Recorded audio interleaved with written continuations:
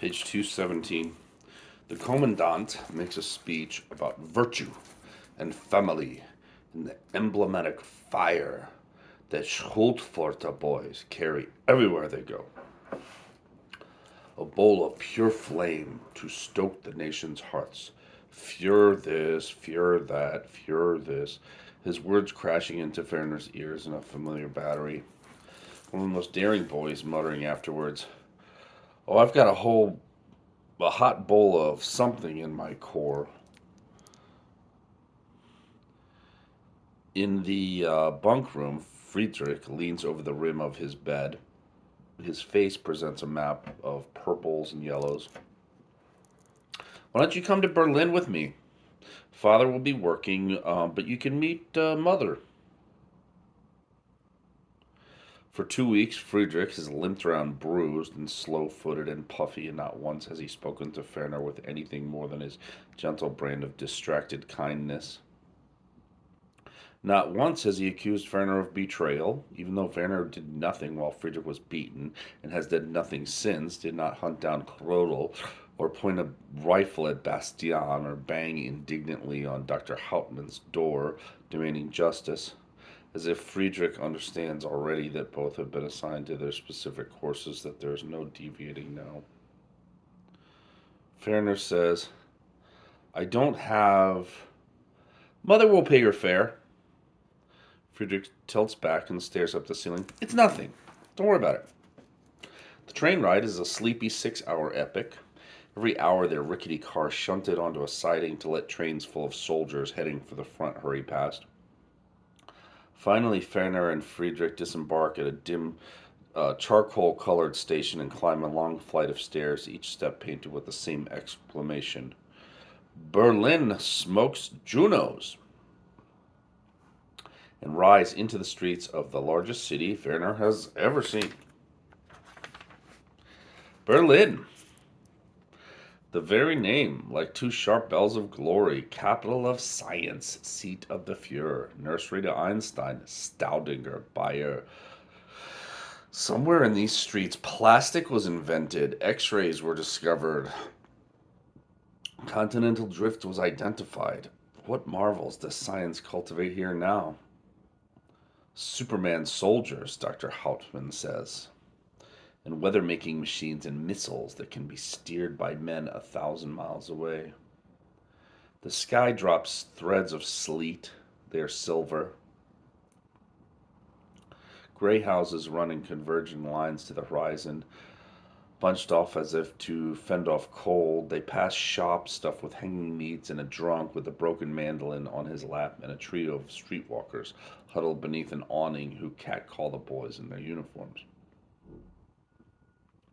Friedrich leads them into a 5-story townhouse 1 block off a pretty avenue called Knesebachstrasse. He rings number 2, and a returning buzz echoes from inside, and the door unlatches. They come into a dim foyer and stand before a pair of matching doors. Friedrich presses a button, and something high in the building rattles, and Ferner whispers, "You have an elevator?"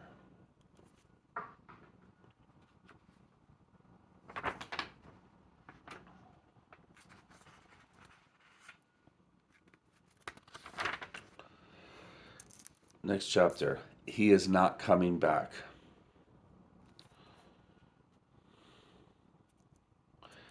Mary Lore wakes and thinks she hears the shuffle of Papa's shoes, the clink of his key ring. 4th floor, 5th floor, 6th. His fingers brush the doorknob. His body radiates a faint but palpable heat in the chair beside her. His little tools rasp across wood. He smells of glue and sandpaper and Gauloise's blues. But it's only the house groaning, the sea throwing foam against the rocks. Deceits of the mind. On the 20th morning, without any word at all from her father, Mary Lord does not get out of bed.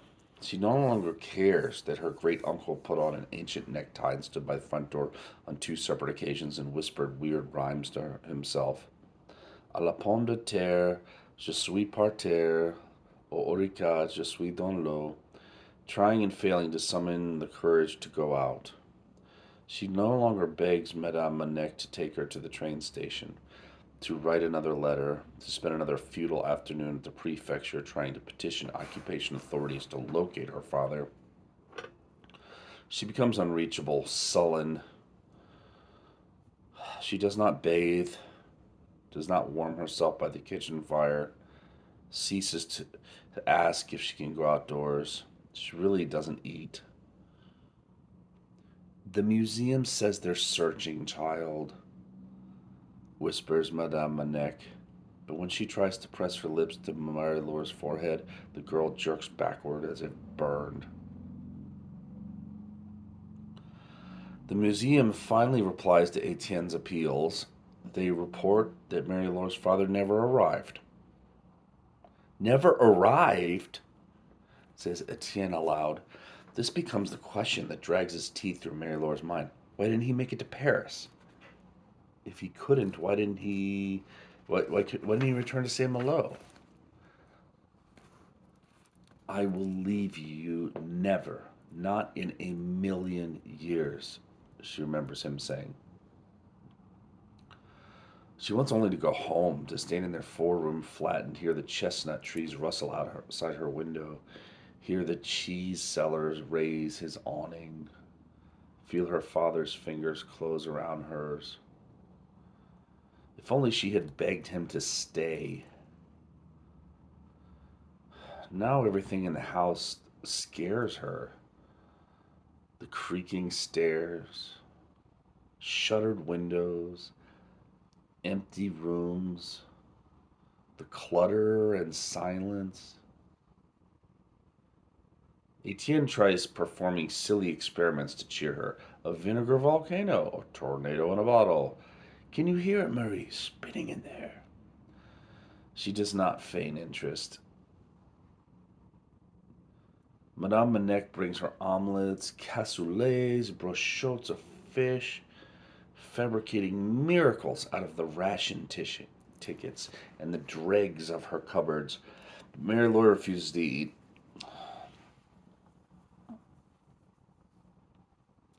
Like a snail, she overhears Etienne saying outside her door, curled up so tight in there. But she's angry at Etienne for doing so little, at Madame Manec for doing so much, at her father for not being here to help her understand his absence, at her eyes for failing her, at everything and everyone. Who knew love could kill you? She spends hours kneeling by herself on the sixth floor with the window open and the sea hurling Arctic air into the room, her fingers on the model of Saint Malo slowly going numb. South to the gate of Dinan, west to the Plage de Meaux, back to the Rue Vaugirard. Every second, Etienne's house grows colder and colder. Every second, it feels as if her father slips farther away.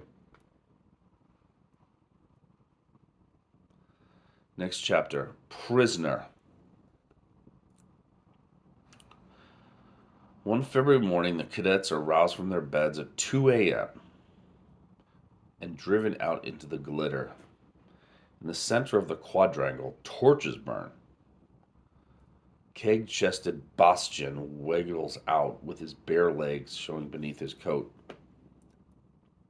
Frank Folkheimer emerges from the shadows, dragging a tattered and skeletal man in mismatched shoes. Folkheimer sets him down beside the commandant, where a stake has been driven into the snow. Methodically, Folkheimer ties the man's torso to the stake. A vault of stars hangs overhead. The collective breath of the cadets mingles slowly, nightmarishly above the courtyard. Folkheimer retreats. The commandant paces. You boys would not believe what a creature this is, what a foul beast, a centaur, an Untermensch. Everyone cranes to see. The prisoner's ankles are cuffed and his arms bound from wrist to forearms. His thin shirt has split at the seams, and he gazes into some middle distance with hypothermic slackness. He looks Polish, Russian maybe. Despite his chains, he manages to sway slightly back and forth. Bastian says, "This man escaped from a work camp, tried to violate a farmhouse, and steal a liter of fresh milk. He was stopped before he could do something more nefarious." He gestures vaguely beyond the walls. "This barbarian would tear out your throats in a second if we let him." Since the visit to Berlin, a great dread has been blooming inside Ferner's chest. It came gradually, as slow moving as the sun's passage across the sky. But now he finds himself writing letters to Huta in which he must really skirt the truth, must contend that everything is fine when things do not feel fine. He descends into dreams in which Friedrich's other mutates into a leering, small mouthed demon and lowers Dr. Hauptmann's triangles over his head. 1,000 frozen stars preside over the squad. The cold is invasive, mindless. "This look?" Bastian says and flourishes his fat hand. "The way he looks like he's got nothing left? A German soldier never reaches this point. There's a name for this look. It's called circling the drain." The boys try not to shiver. The prisoner blinks down at the scene as if from some very high perch. Volkheimer returns carrying a clattering raft of buckets. Two other seniors uncoil a water hose across the quadrangle. Bastian explains. "First the instructors, then upperclassmen. Everyone will file past and soak the prisoner with a bucket of water. Every man in the school." They start one by one. Each instructor takes a full bucket from Volkheimer and flings its contents at the prisoners a few far away. Cheers rise up into the frozen night. At the first 2 or 3 dousings, the prisoner comes awake, rocking back and forth on his heels.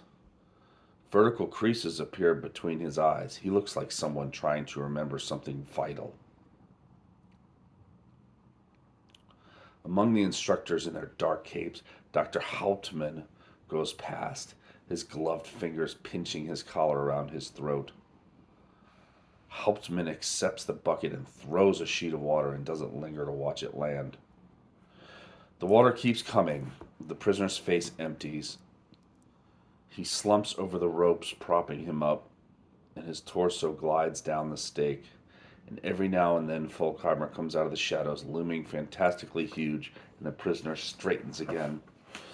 The upperclassmen vanish inside the castle. The buckets make a muted, frozen clanking as they are refilled. The 16-year-olds finish. The 15-year-olds finish. The cheers lose their gusto, and a pure longing to flee floods Ferner. Run, run. 3 boys until his turn. 2 boys. Werner tries to float images in front of his eyes, but the only ones that come are wretched. The hauling machine among pit 9, the hunched miners walking as they drag the weight of the enormous chains of the machine. The boy from the entrance exams trembling before he fell. Everyone trapped in their roles.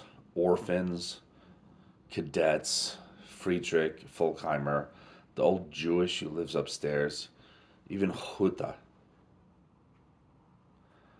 When his turn arrives, Ferner throws the water like all the others, and the splash hits the prisoner in the chest, and a perfunctory cheer rises. He joins the cadets waiting to be released. Wet boots, wet cuffs. His hands have become so numb they don't seem to be his own. 5 boys later, it's Friedrich's turn. Friedrich, who clearly cannot see well without his glasses, who has not been cheering when each bucket of water finds his mark, who is frowning at the prisoner as though he recognizes something there. And Werner knows what Friedrich is going to do. Friedrich has to be nudged forward by the boy behind him. The upperclassman hands him a bucket. Friedrich pours it out on the ground. Bastian steps forward. His face flares scarlet in the cold. Give him another! Again, Friedrich sloshes it onto the ice at his feet. He says in a small voice, He's already finished, sir. The upperclassman hands over a third pail. Throw it, commands Bastian. The night steams. The stars burn. The prisoner sways. The boys watch. The commandant tilts his head. Friedrich pours the water onto the ground. I will not.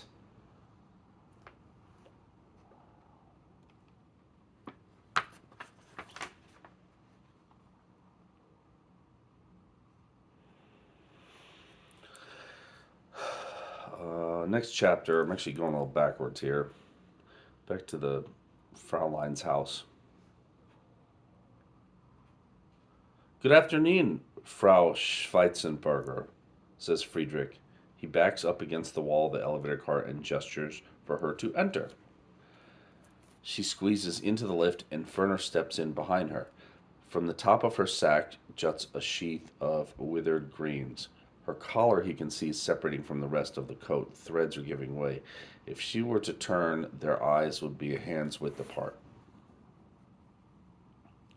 Friedrich presses 2, then 5. No one speaks.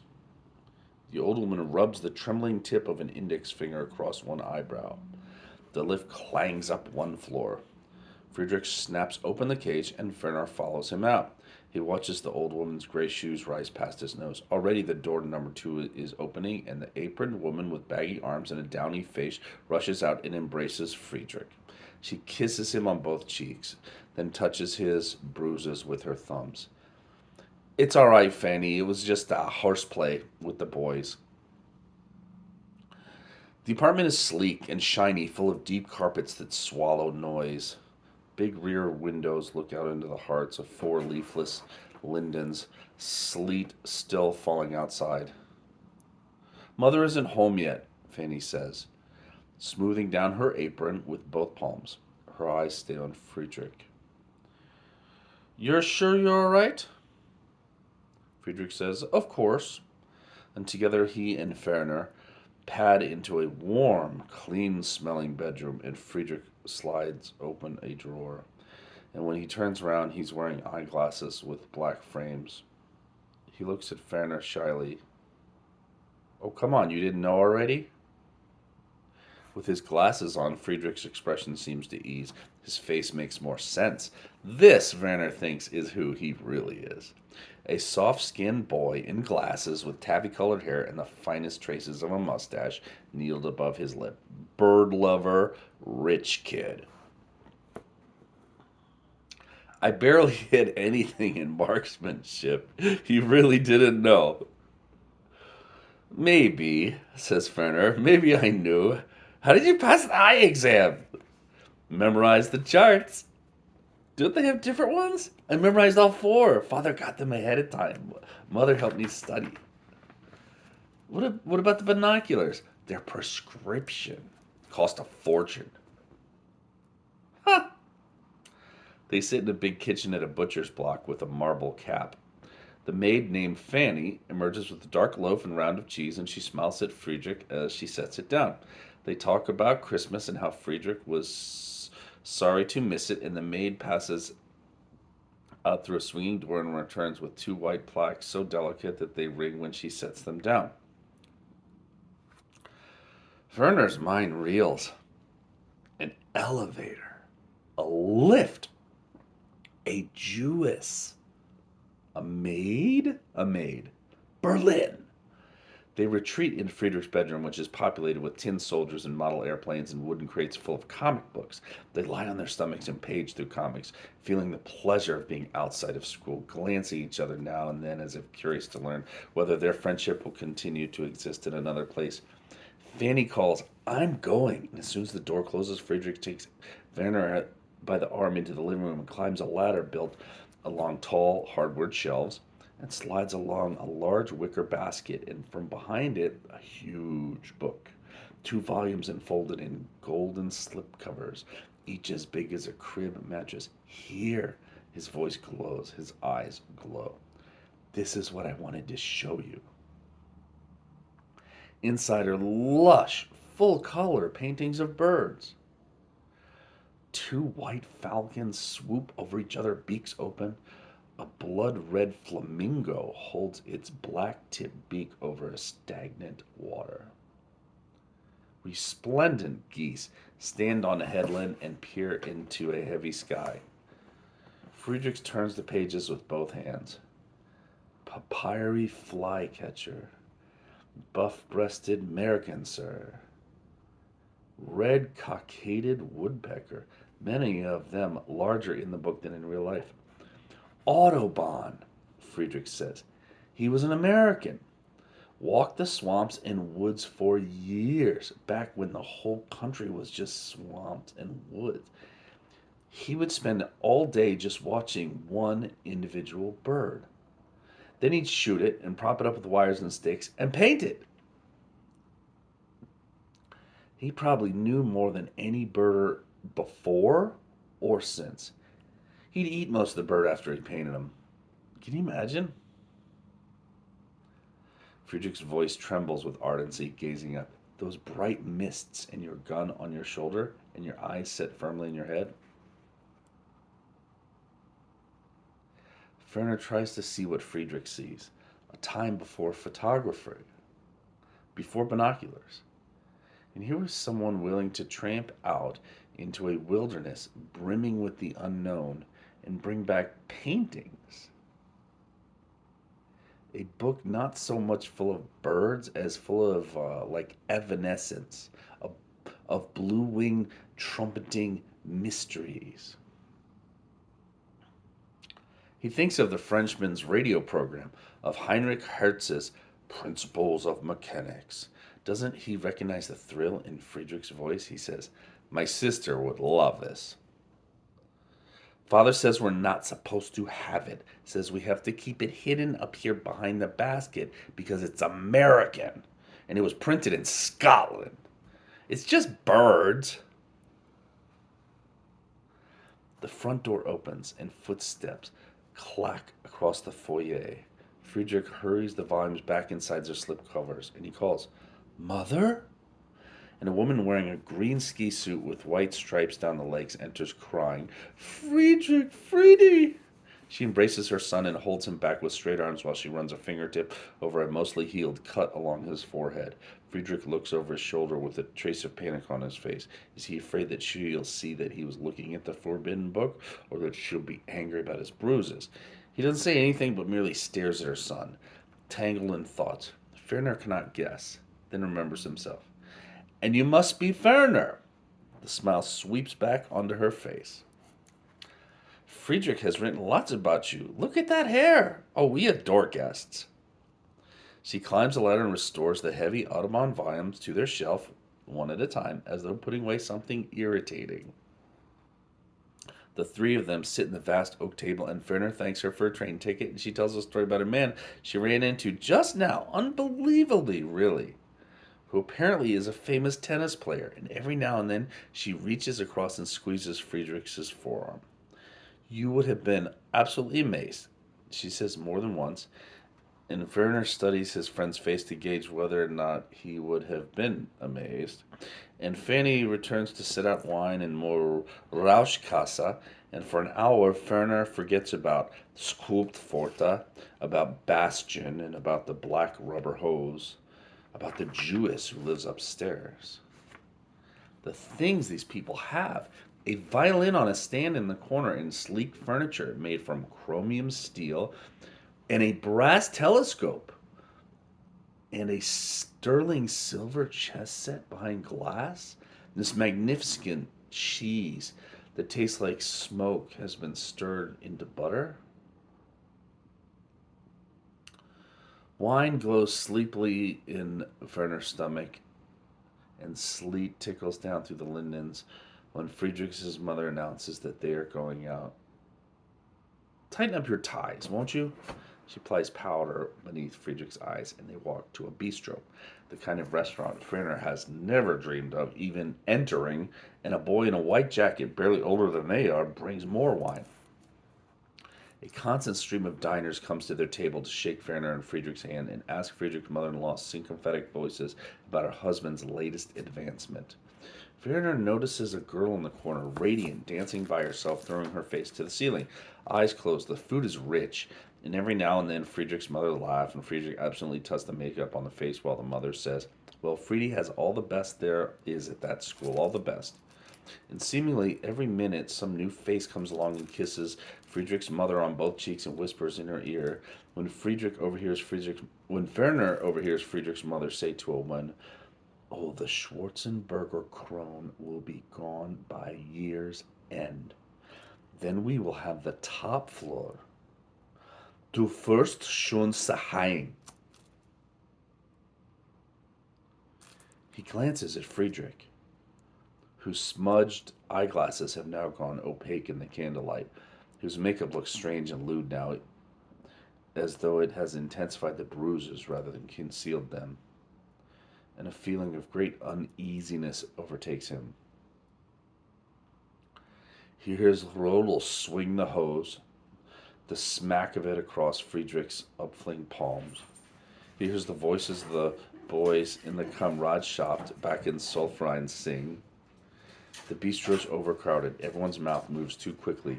The woman talking to Friedrich's mother is wearing a nauseating quality of perfume, and in the watery light, it seems suddenly as if the scarf trailing from the dancing girl's neck is a noose. Friedrich says, "Are you all right?" Fine, it's delicious." But Werner feels something inside him screw tighter, tighter. On the way home, Friedrich and his mother walk ahead. She loops her slender arm through his and talks to him in a low voice. "Friedy this, Friedy that." The street is empty, the windows dead, the electric signs switched off. Innumerable shops, millions sleeping in beds around them. Yet where are they all? As they reach Friedrich's blocks, a woman in a dress leaning against a building bends over and vomits on the sidewalk. In the townhouse, Friedrich puts on pajamas made of jelly green silk and folds his glasses on a nightstand and climbs barefoot into the brass childhood bed. Werner gets into a trundle bed that Friedrich's mother has apologized for 3 separate times, and although its mattress is more comfortable than any he has ever slept on in his entire life. The building falls quiet. Model automobiles glimmer on Friedrich's shelves. "Do you ever wish," whispers Werner, "that you didn't have to go back?" No, father needs me at Schultforta, mother too. It doesn't really matter what I want." "Of course it matters. I want to be an engineer, and you want to study birds. Be like that American painter in the swamps. Why else do any of this not to be who you want to be?" A stillness in the room. Out there in the trees beyond Friedrich's window hangs an alien light. "Your problem, Werner, is that you still believe in your own life."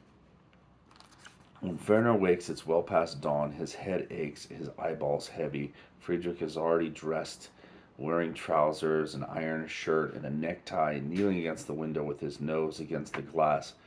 "Gray wagtail," he points. Werner looks past him into the naked lindens. "Doesn't look like much, does he?" murmurs Friedrich. "Hardly a couple of ounces of feathers and bones, but that bird can fly to Africa and back, powered by bugs and worms and desire." The wagtail hops from twig to twig. Werner rubs his aching eyes. "It's just a bird." 10,000 years ago," whispers Friedrich, "they came through here in the millions when this place was a garden." one endless garden from end to end. And that's the end of page, for Christ's sake,